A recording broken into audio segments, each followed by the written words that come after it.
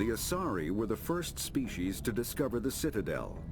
When the Solarians arrived, it was the Asari who proposed the establishment of the Citadel Council to maintain peace throughout the galaxy. Since then, the Asari have served as the mediators and centrists of the Council. An all-female race, the Asari reproduce through a form of parthenogenesis. They can attune their nervous system to that of another individual of any gender and of any species to reproduce. This capability has led to the unseemly and inaccurate rumors about Asari promiscuity.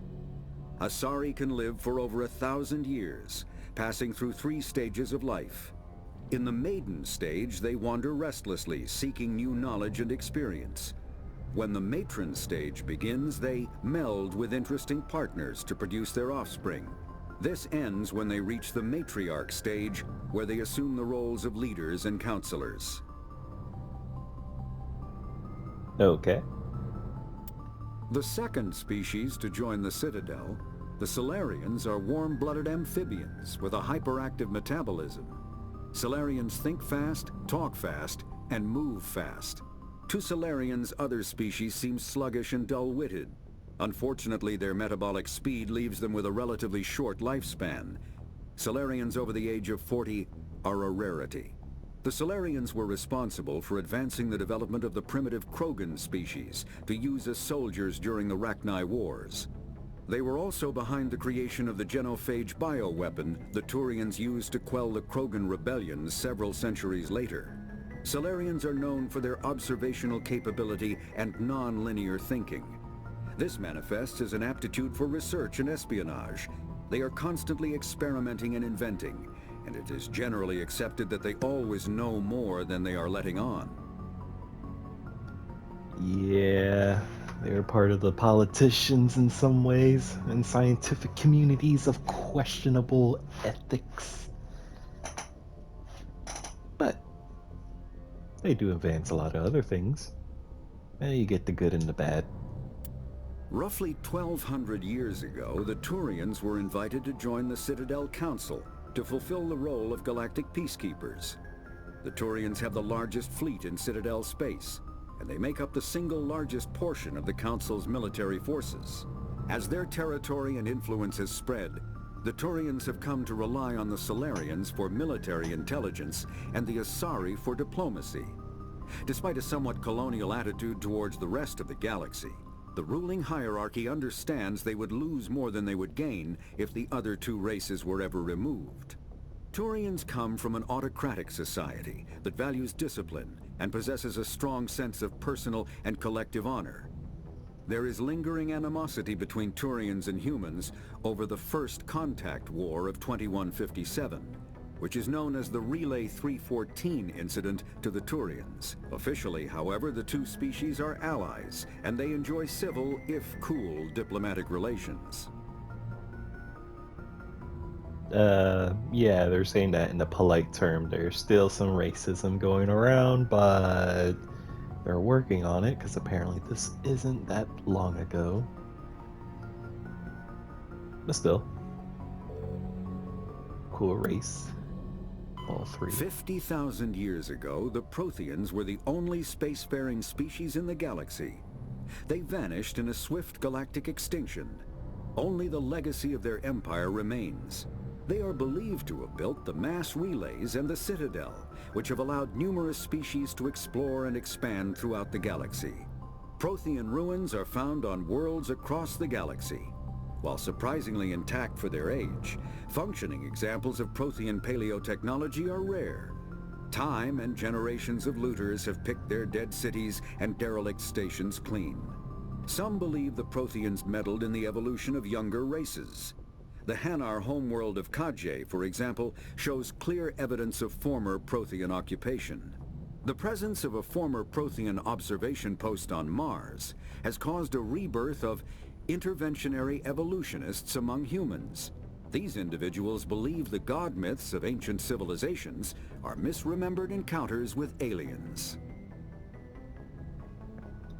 Like the whole "I've been abducted" was all Protheans the whole time. Well, at least the older centuries. Though now extinct, the Rachni once threatened every species in Citadel space. Over 2,000 years ago, explorers foolishly opened a mass relay to a previously unknown system and encountered something never seen before or since, a species of spacefaring insects guided by a hive mind intelligence. Unfortunately, the Rachni were not peaceful, and the galaxy was plunged into a series of conflicts known as the Rachni Wars. Attempts to negotiate were futile, as it was impossible to make contact with the hive queens that guided the race from beneath the surface of their toxic home world. The emergence of the Krogan ended the Rachni Wars. Bred to survive the harshest environments, the Krogan were able to strike at the queens in their lairs and reclaim conquered Council worlds. But when Krogan fleets pressed them back to their homeworld, the Rachni refused to surrender, and the Krogan eradicated them from the galaxy. Right. Extinct. Yeah, Shepard totally made sure of that.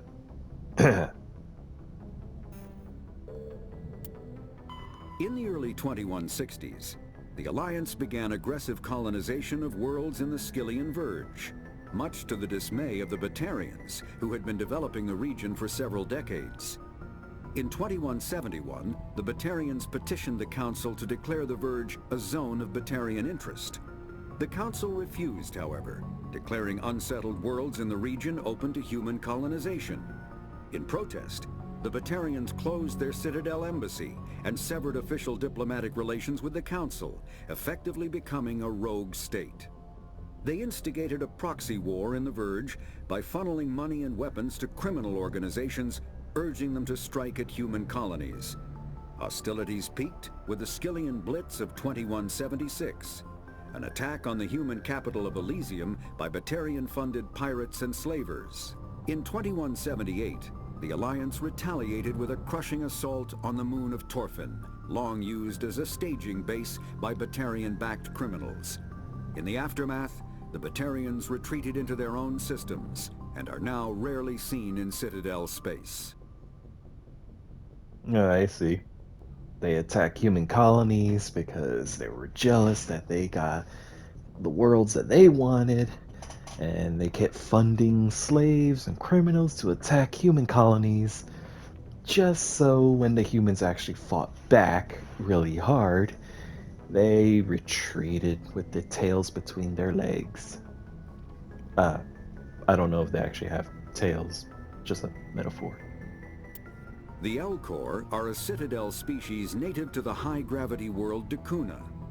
They are massive creatures, standing on 4 muscular legs for increased stability.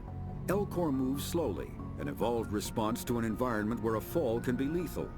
This has colored their psychology, making them deliberate and conservative.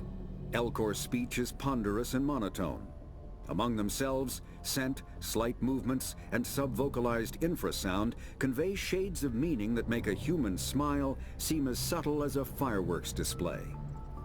Since their subtlety can lead to misunderstandings with other species, the Elcor often go out of their way to clarify when they are being sarcastic, amused, or angry.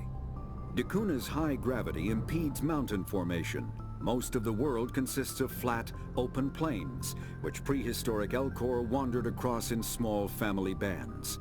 Modern Elcor still prefer open sky, and can become restless and uncomfortable on long starship journeys. They're a very interesting race. I'm very curious about other things about the Elcor. I don't think we've seen enough of them. Like, battle tactics and all that. I mean, not always with the violence, but just curious how they defend themselves, and are there any Elcor soldiers or anything like that? Just curious, maybe a squad mate in the future, maybe? But then again, they are slow and sluggish, they said. Or at least maybe that's what they want us to believe. The Geth are a humanoid race of networked AIs. They were created by the Quarians 300 years ago as tools of labor and war. When the Geth showed signs of self-evolution, the Quarians attempted to exterminate them. The Geth won the resulting war. This example has led to legal, systematic repression of artificial intelligences in galactic society. The Geth possess a unique distributed intelligence. An individual has rudimentary animal instincts, but as their numbers and proximity increase, the apparent intelligence of each individual improves. In groups, they can reason, analyze situations, and use tactics, as well as any organic race. Geth space is located at the trailing end of the Perseus Arm, beyond the lawless Terminus systems. The Perseus Veil, an obscuring dark nebula of opaque gas and dust, lies between their space and the Terminus systems. AIs with flashlight heads. The Hanar are a Citadel species known for excessive politeness. They speak with scrupulous precision and take offense at improper language. Hanar that expect to deal with other species take special courses to help them unlearn their tendency to take offense at improper speech. All Hanar have two names. The face name is known to the world. The soul name is kept for use among close friends and relations. Hanar never refer to themselves in the first person in conversation with someone they know on a face name basis. To do so is considered egotistical, so instead they refer to themselves as this one, or the impersonal it. Their homeworld, Kaje, has 90% ocean cover and orbits an energetic white star, resulting in a permanent blanket of cloud. Due to the presence of Prothean ruins on the world, many Hanar worship them, and Hanar myths often speak of an elder race that civilized them by teaching them language. Somewhat language. But to everyone else, they look like jellyfishes. Space jellyfishes. When the Asari discovered the Citadel, they also discovered the Keepers, a docile, multi-limbed insect race that seemingly exists only to maintain and repair the Great Prothean Station. Early attempts to communicate with or study the Keepers were failures, and it is now illegal to interfere with or impede Keeper activity. Because they are completely non-threatening, Keepers have become virtually invisible to everyone else.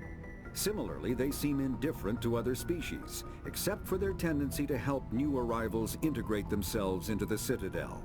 No matter how many Keepers die due to old age, violence, or accident, they maintain a constant number. No one has discovered the source of new Keepers, but some hypothesize they are genetic constructs, biological androids created somewhere deep in the inaccessible core of the Citadel itself. Makes me wonder about a few other things about the Keepers, but that might be spoiler territory. I'll keep my thoughts about them in a certain other playthrough. The Krogan evolved in a hostile and vicious environment. Until the invention of gunpowder weapons, eaten by predators was still the #1 cause of Krogan fatalities. Afterwards, it was death by gunshot. When the Solarians discovered them, the Krogan were a brutal, primitive species, struggling to survive a self-inflicted nuclear winter. The Solarians culturally uplifted them, teaching them to use and build modern technology, so they could serve as soldiers in the Rachni War. Liberated from the harsh conditions of their homeworld, the quick-breeding Krogan experienced an unprecedented population explosion. They began to colonize nearby worlds. Even though these worlds were already inhabited, the Krogan rebellions lasted nearly a century, only ending when the Turians unleashed the Genophage, a Solarian-developed bioweapon that crushed all Krogan resistance. The Genophage makes only 1 in 1,000 pregnancies viable, and today the Krogan are a slowly dying breed. Understandably, the Krogan harbor a grudge against all other species, especially the Turians. Yeah, but no specific reasons there. Driven from their home system by the Geth nearly 3 centuries ago, most Quarians now live aboard the Migrant Fleet, a flotilla of 50,000 vessels ranging in size from passenger shuttles to mobile space stations. Home to 17 million Quarians, the flotilla understandably has scarce resources. Because of this, each Quarian must go on a rite of passage known as the pilgrimage when they come of age. They leave the fleet and only return once they have found something of value they can bring back to their people. Other species tend to look down on the Quarians for creating the Geth and for the negative impact their fleet has when it enters a system. This has led to many myths and rumors about the Quarians, including the belief that underneath their clothes and breathing masks, they are actually cybernetic creatures, a combination of organic and synthetic parts.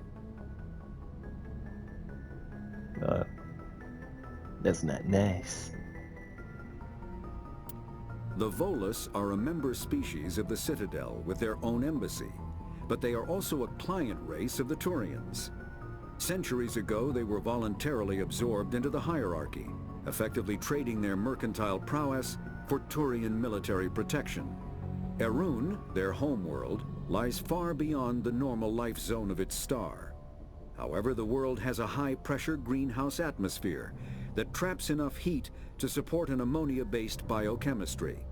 As a result, the Volus must wear pressure suits and breathers when dealing with other species, as conventional nitrogen-oxygen air mixtures are poisonous to them, and in the low-pressure atmospheres tolerable to most species, their flesh will actually split open. Volus culture is tribal, bartering lands and even people to gain status. This culture of exchange inclines them to economic pursuits. It was the Volus who authored the Unified Banking Act, and they continue to monitor and balance the Citadel economy. I hear a lot of people make jokes about the Volus, but I mean, that's in their nature to do all that stuff, so they're the pros in it, more or less. But still, it's a shame about hearing their literal bodies will crack open if they're in the same atmosphere as most other races. That's terrifying.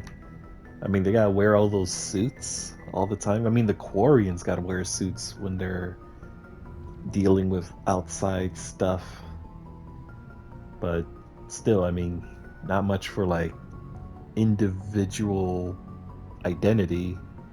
Unless, I mean, they should have like more, maybe they do or maybe they don't, but they should have a way like to customize their appearances, like their gear or something. But I know it's just for life survival stuff.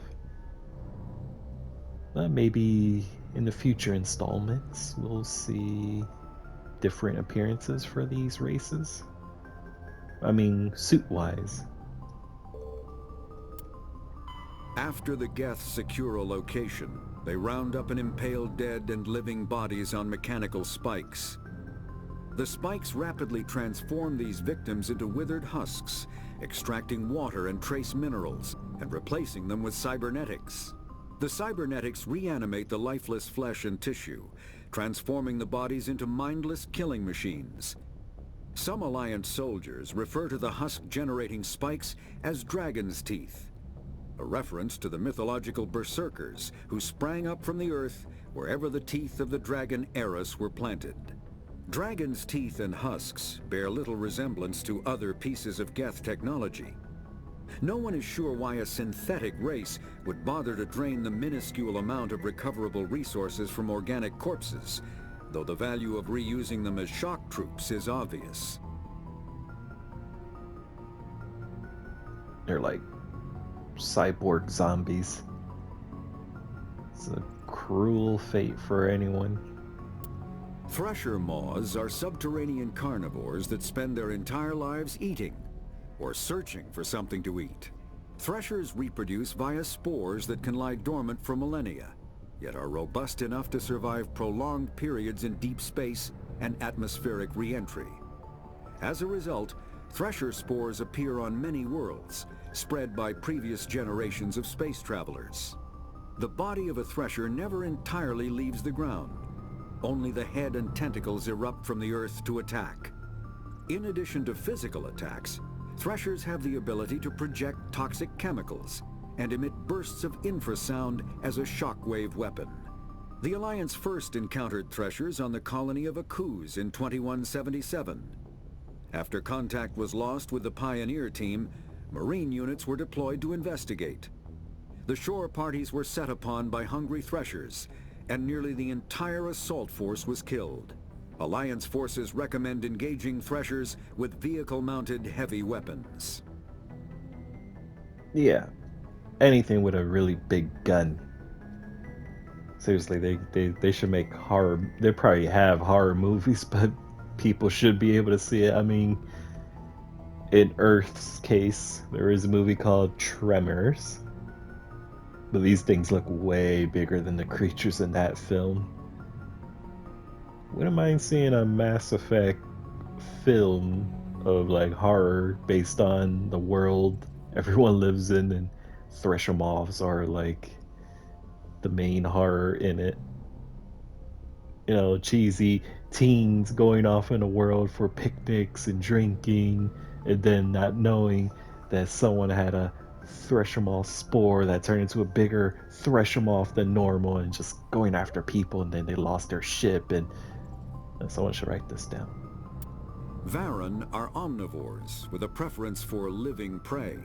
Originally native to the Krogan homeworld of Tuchanka, they are, like most life from Tuchanka, savage, clannish, and consummate survivors. They are pack hunters when vulnerable prey is readily available, and become scavengers when outnumbered or outclassed. Their supreme adaptability, vicious demeanor, and rapid breeding cycle have made them ubiquitous and dangerous pests on many worlds. Virtually everywhere the Krogan have been, Varan infestations have followed, wreaking havoc with the native ecology. The Krogan have had a love-hate relationship with Varan for millennia, alternately fighting them for territory and embracing them as treasured companions. To this day, Krogan raise them as beasts of war. One of the common subgenus of Varan has metallic silver scales, leading to the rather unusual nickname, fish dogs. Fish puppies.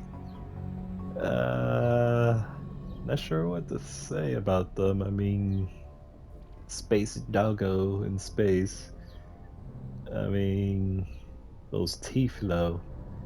One accidental bite. But what if you have it as a fish pup and you tame it and it knows better? It's fun for the whole family, I'm sure. The Citadel is an ancient deep space station, presumably constructed by the Protheans. Since the Prothean extinction, numerous species have come to call the Citadel home. It serves as the political, cultural, and financial capital of the galactic community. To represent their interests, most species maintain embassies on the Presidium, the Citadel's inner ring. The Citadel Tower in the center of the Presidium holds the Citadel Council Chambers. Council affairs often have far-reaching effects on the rest of the galactic community. 5 arms, known as the Wards, extend from the Presidium. Their inner surfaces have been built into cities, populated by millions of inhabitants from across the galaxy. The Citadel is virtually indestructible. If attacked, the station can close its arms to form a solid, impregnable shell. For as long as the station has existed, an enigmatic race called the Keepers has maintained it. Yep. Sovereign told us otherwise, though. The Council is an executive committee composed of representatives from the Asari Republics, the Turian hierarchy, and the Solarian Union. Though they have no official power over the independent governments of other species, the Council's decisions carry great weight throughout the galaxy. No single Council race is strong enough to defy the other two, and all have a vested interest in compromise and cooperation. Each of the Council species has general characteristics associated with the various aspects of governing the galaxy. The Asari are typically seen as diplomats and mediators. The Solarians gather intelligence and information. The Turians provide the bulk of the military and peacekeeping forces. Any species granted an embassy on the Citadel is considered an associate member, bound by the accords of the Citadel Conventions. Associate members may bring issues to the attention of the Council, though they have no input on the decision. The Human Systems Alliance became an associate member of the Citadel in 2165. For now, anyway. Citadel space is an unofficial term referring to any region of space controlled by a species that acknowledges the authority of the Citadel Council. At first glance, it appears this territory encompasses most of the galaxy. In reality, however, less than 1% of the stars have been explored. Even mass effect FTL drive is slow relative to the volume of the galaxy. Empty space and systems without suitable drive discharge sites are barriers to exploration. Only the mass relays allow ships to jump hundreds of light years in an instant, the key to expanding across an otherwise impassable galaxy. Whenever a new relay is activated, the destination system is rapidly developed. From that hub, FTL drive is used to expand to nearby star clusters. The result is a number of densely developed clusters, thinly spread across the vast expanse of space, connected by the mass relay network. So that's to say maybe, just maybe, there could be other races out there, since not everywhere has been fully explored. I mean, who's to say? Spectres are agents from the Office of Special Tactics and Reconnaissance, and answer only to the Citadel Council. They are elite military operatives, granted the authority to deal with threats to peace and stability in whatever way they deem necessary. They operate independently or in groups of 2 or 3. Some are empathetic peacekeepers, resolving disputes through diplomacy. Others are cold-blooded assassins, ruthlessly dispatching problem individuals.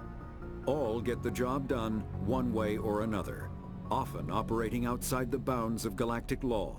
The Spectres were founded after the Solarians joined the Council. For many years they operated in secrecy as backroom problem solvers. Only after the Krogan rebellions did their activities become publicized. Assignment of a Spectre is less contentious than a military deployment, but makes it clear that the Council is concerned about a situation. The best of the best. The home world and capital of humanity is entering a new golden age.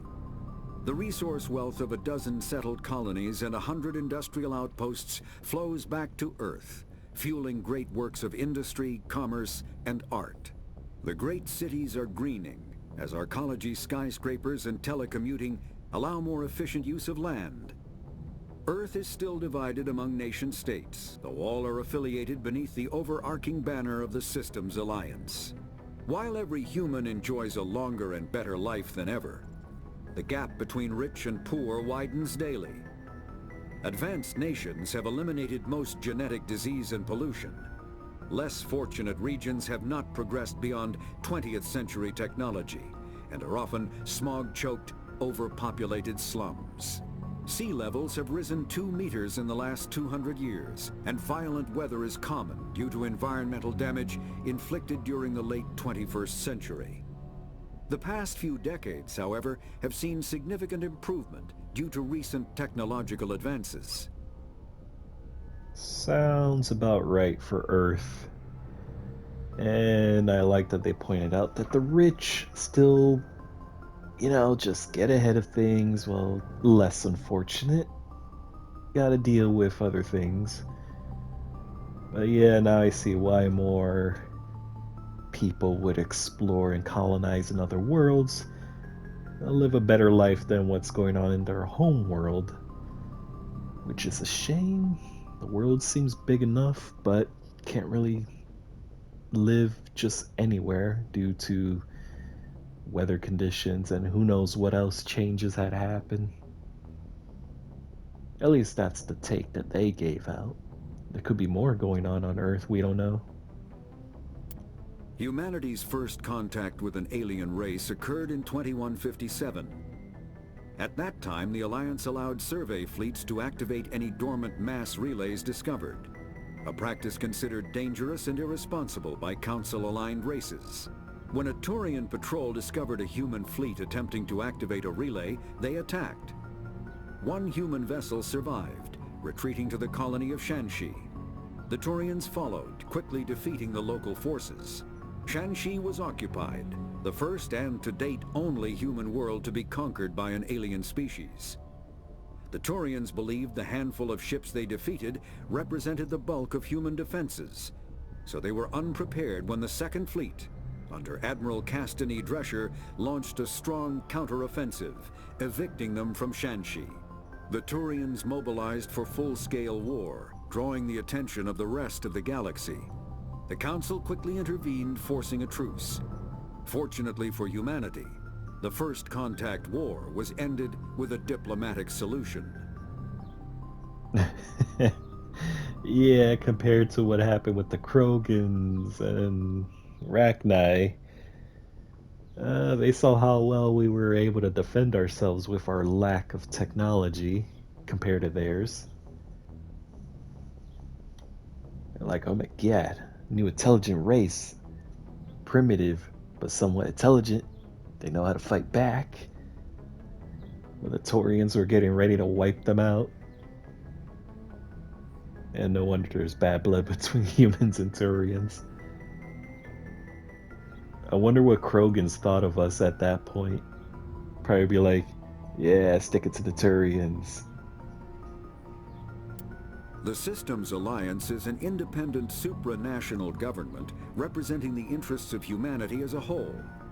The Alliance is responsible for the governance and defense of all extrasolar colonies and stations. The Alliance grew out of the various national space programs as a matter of practicality. Sol's planets had been explored and exploited through piecemeal national efforts. The expense of colonizing entire new solar systems could not be met by any one country. With humans knowing that alien contact was inevitable, there was enough political will to jointly fund an international effort.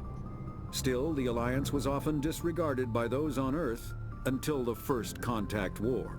While the national governments dithered and bickered over who should lead the effort to liberate Shanxi, the Alliance fleet struck decisively. Post-war public approval gave the Alliance the credibility to establish its own parliament and become the galactic face of humanity. Yeah, act now or discuss things and everything is over with before they even decide what was the action.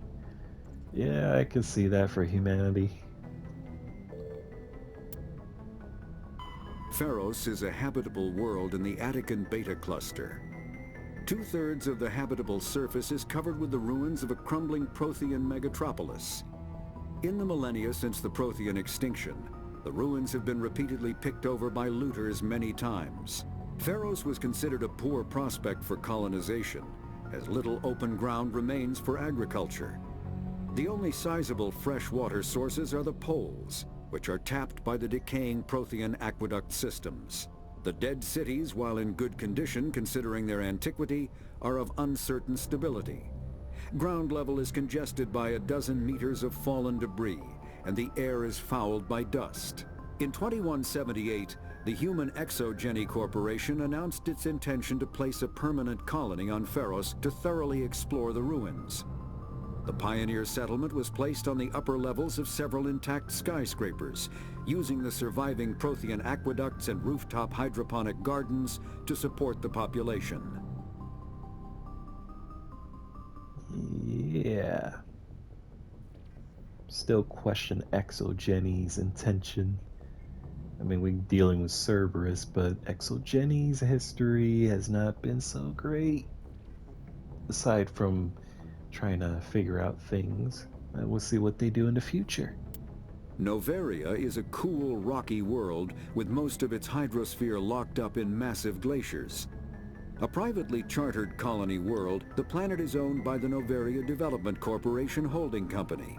The NDC is funded by investment capital from 24 high-technology development firms and administrated by an executive board representing their interests. The investors built remote hot labs in isolated locations across Noveria's surface.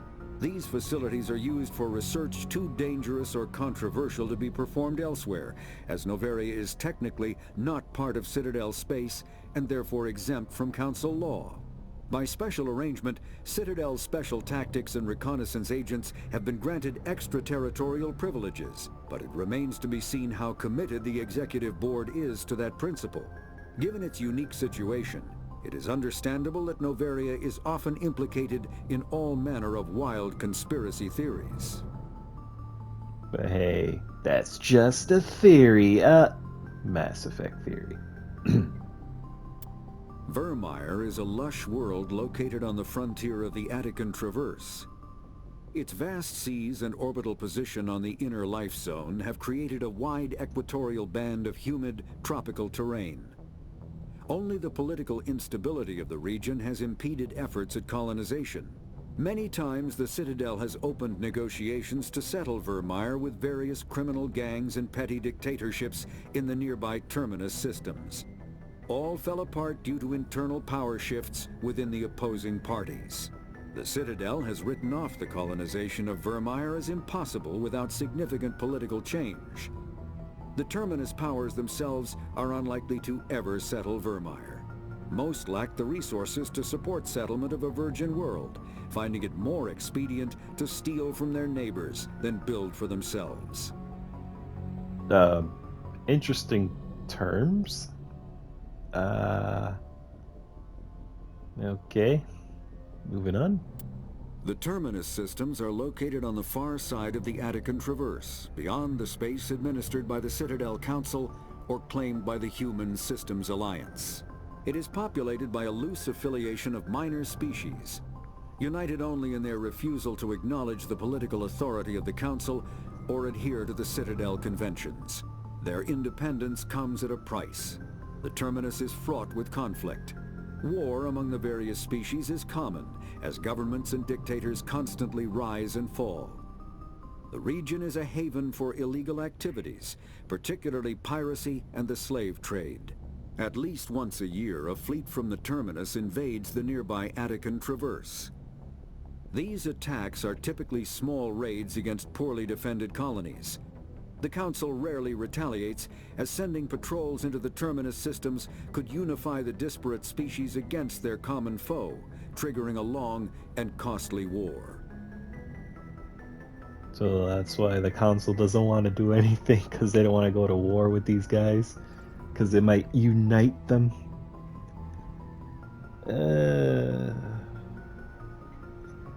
Terminus systems. So it's just a bunch of illegal people that don't want to be part of the government. Space government. Seems familiar for some reason. There are between 200 and 400 billion stars in the galaxy, and less than 1% of them have ever been visited or had their systems properly surveyed. Humanity's early expansion into the Attican Traverse was haphazard, a desperate race to claim habitable planets where populations can be economically settled. Ignored in the wake of this land grab were thousands of less hospitable worlds, each potentially rich with industrial resources. The wealth of entire solar systems lies untapped, waiting for corporate survey teams or independent pioneers to discover and exploit them. However, this is not an easy task. In addition to the environmental hazards, the fact that uncharted worlds are largely ignored makes them popular bases for criminals, revolutionaries, cults, and others who wish to remain unnoticed by galactic society. Right.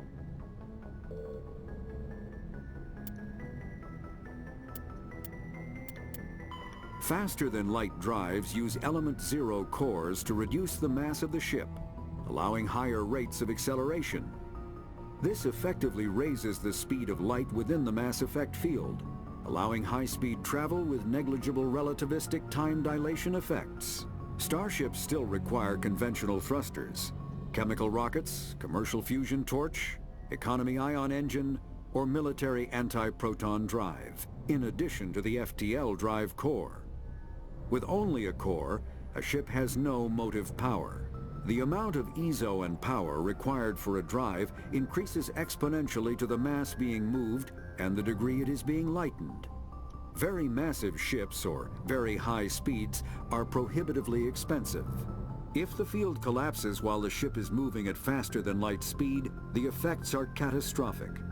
The ship is snapped back to sublight velocity, the enormous excess energy shed in the form of lethal Cherenkov radiation. Radiation bad. Larger warships are generally classified in one of four weights. Frigates are small, fast ships used for scouting and screening of larger vessels. Frigates often operate in wolf pack flotillas. Cruisers are middleweight combatants, faster than dreadnoughts and more heavily armed than frigates. Cruisers are the standard patrol unit and often lead frigate flotillas. Dreadnoughts are kilometer-long capital ships mounting heavy, long-range firepower. They are only deployed for the most vital missions. Carriers are dreadnought-sized vessels that also carry large numbers of fighters. Smaller vessels are almost exclusively used in a support role to the warships during combat. Fighters are one-man craft used to perform close-range attacks on enemy ships. Interceptors are one-man craft optimized for destroying opposing fighters. Everything has a class. The Normandy is a prototype starship developed by the Human Systems Alliance with the assistance of the Citadel Council.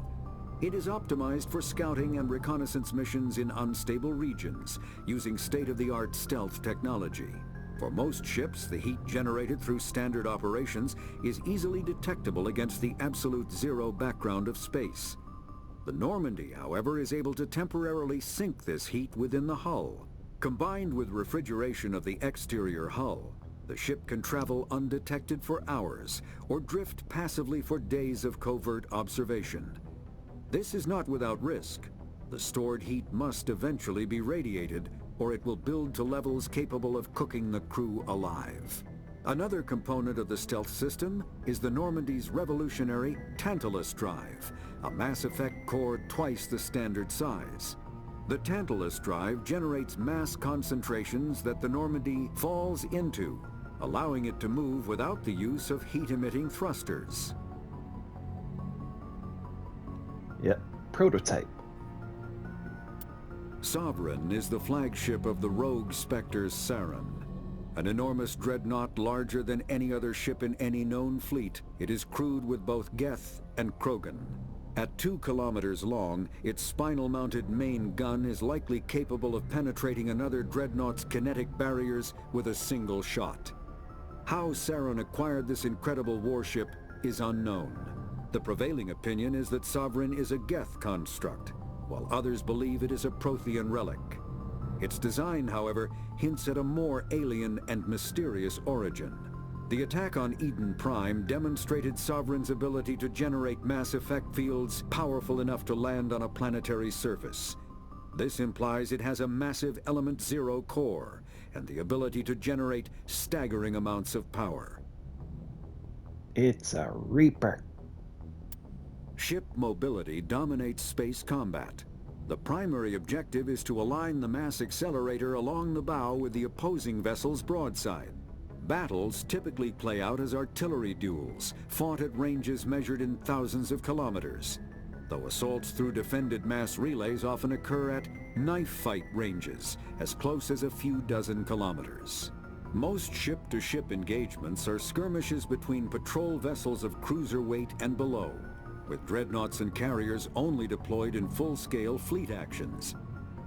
Battles in open space are short and often inconclusive, as the weaker opponent typically disengages. Once a ship enters FTL flight, the combat is effectively over.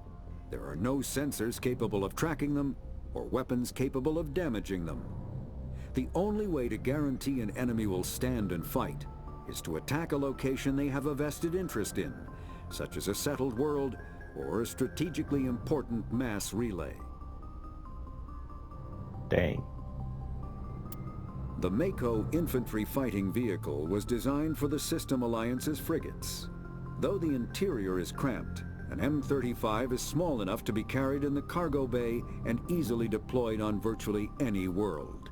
With its turreted 155mm mass accelerator and coaxially mounted machine gun, the The Mako can provide a fire team with weapons support as well as mobility. Since Alliance Marines may be required to fight on any world, the Mako is environmentally sealed and equipped with microthrusters for use on low-gravity planetoids. The Mako is powered by a sealed hydrogen-oxygen fuel cell and includes a small Element Zero core. While not large enough to nullify the vehicle's mass, the core can reduce it enough to be safely airdropped. When used in conjunction with thrusters, it also allows the Mako to extricate itself from difficult terrain. So they say it's cramped. I just trying to picture how the interior looks in there, especially with big bulky crew members with their heavy suits just cramped in there, and how do they get in and out? I mean, are there chairs? Are they laying down on their bellies, or how does this work? Biotics is the ability of rare individuals to manipulate dark energy and create mass effect fields through the use of electrical impulses from the brain. Intense training and surgically implanted amplifiers are necessary for a biotic to produce mass effect fields powerful enough for practical use. The relative strength of biotic abilities varies greatly among species and with each individual. There are 3 branches of biotics. Telekinesis uses mass-lowering fields to levitate or impel objects. Mass-raising kinetic fields are used to block or pin objects. Spatial distortion uses rapidly shifting mass fields to shred objects. Most organic species are capable of developing biotic abilities, though there are risks involved. Biotics are the result of an in utero exposure to Element Zero. This usually causes fatal cancers in the victim, but in rare cases, it coalesces into nodules within the fetus's developing nervous system. Yeah, I mean, either superpowers or no superpowers. An artificial intelligence is a self-aware computing system capable of learning and independent decision-making. Creation of a conscious AI requires adaptive code, a slow, expensive education, and a specialized quantum computer called a blue box. An AI cannot be transmitted across a communication channel or computer network. Without its blue box, an AI is no more than data files. Loading these files into a new blue box will create a new personality, as variations in the quantum hardware and runtime results create unpredictable variations. The Geths serve as a cautionary tale against the dangers of rogue AI, and in Citadel space, they are technically illegal. Advocacy groups argue, however, that an AI is a living, conscious entity, deserving the same rights as organics. They argue that continued use of the term artificial is institutionalized racism on the part of organic life. The term synthetic is considered the politically correct alternative. Okay, synthetic AI. No, wait, never mind. A virtual intelligence is an advanced form of user interface software. VIs use a variety of methods to simulate natural conversation, including an audio interface and an avatar personality to interact with. Although a VI can provide a convincing emulation of sentience, they are not self-aware, nor can they learn or take independent action. VIs are used as operating systems on commercial and home computers. Minimal VI agents are also available. Agents are compact and specialized. Some serve as personal secretaries, filtering calls and scheduling meetings based on user-defined priorities. Others are advanced search engines, propagating themselves across the extranet to collate user-requested data. Commercial VIs in a variety of stock personalities are available at any software retailer. Boutique firms and hobbyists also build unique VIs to personal specification. Although software emulation of living personalities is illegal, reconstructions of famous historical figures are common. Kind of like today's, well, they call them AI voices of certain celebrities or characters from media, like getting politicians to play Yu-Gi-Oh. Those YouTube videos are insane. When subjected to an electrical current, the rare material dubbed Element Zero, or EZO, emits a dark energy field that raises or lowers the mass of all objects within it. This mass effect is used in countless ways, from generating artificial gravity to manufacturing high-strength construction materials. It is most prominently used to enable faster-than-light space travel. EZO is generated when solid matter, such as a planet, is affected by the energy of a star going supernova. The material is common in the asteroid debris that orbits neutron stars and pulsars. These are dangerous places to mine, requiring extensive use of robotics, telepresence, and shielding to survive the incredible radiation from the dead star. Only a few major corporations can afford the setup costs required to work these primary sources. Humanity discovered refined Element Zero at the Prothean Research Station on Mars, allowing them to create mass effect fields and develop FTL travel. Very useful.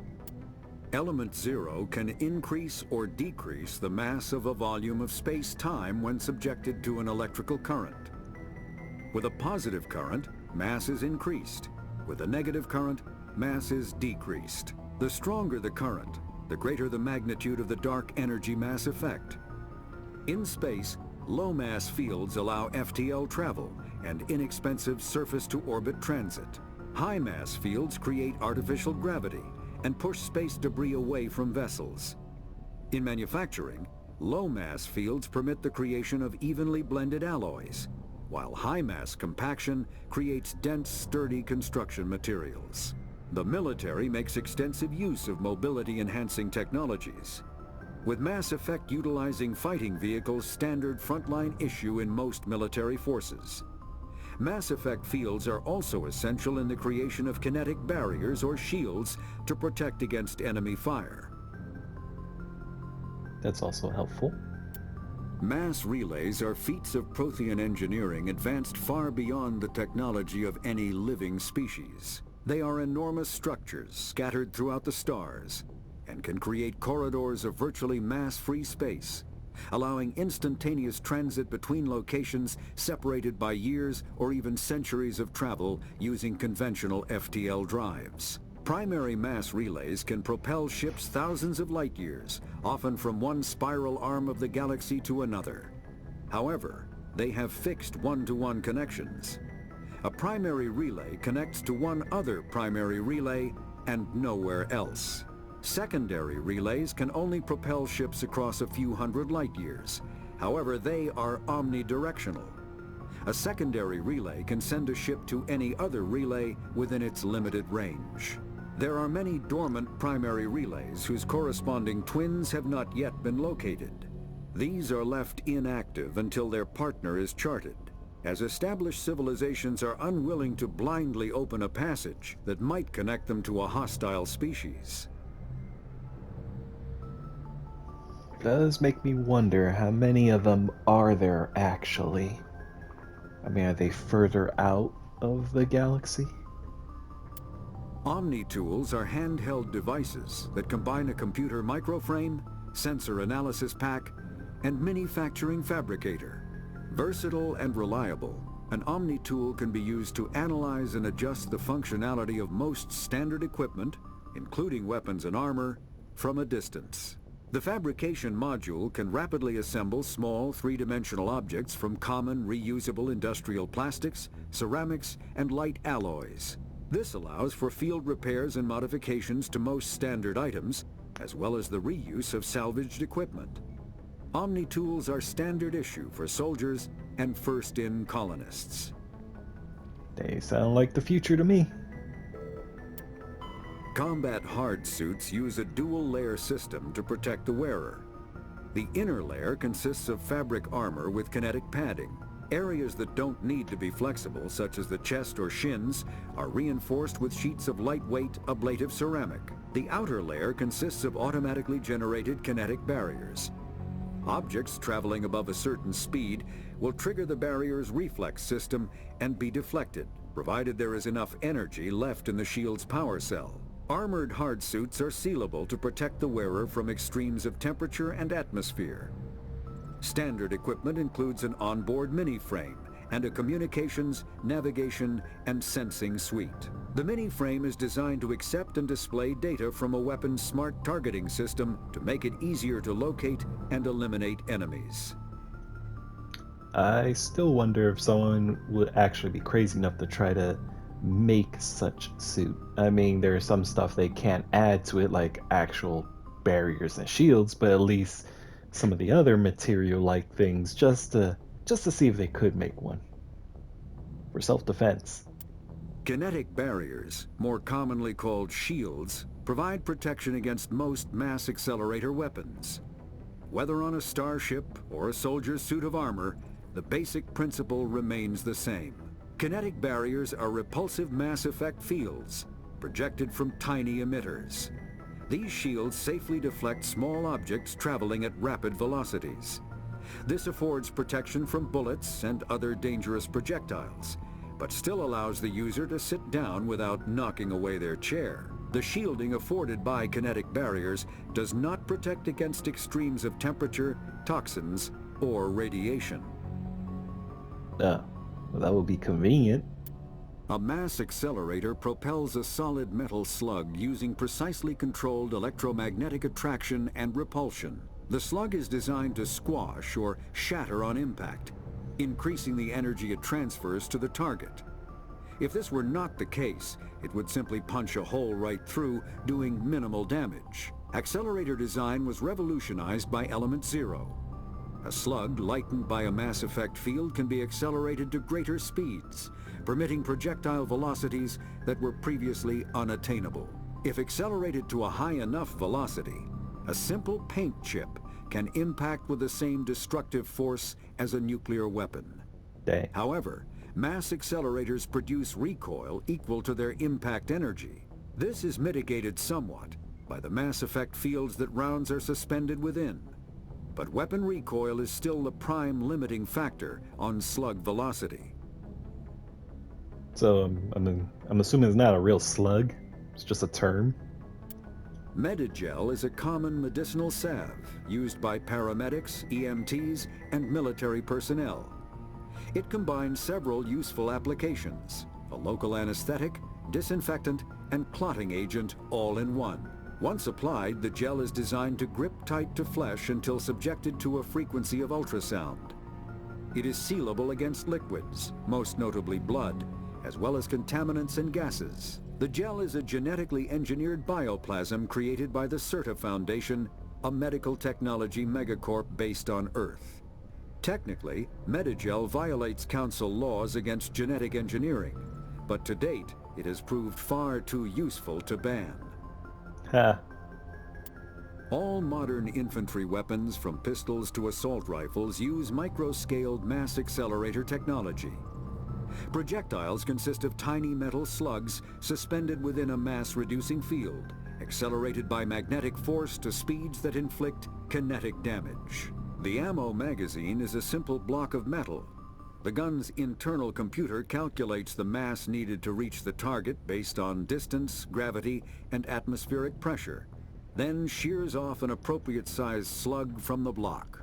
A single block can supply thousands of rounds, making ammo a non-issue during any engagement.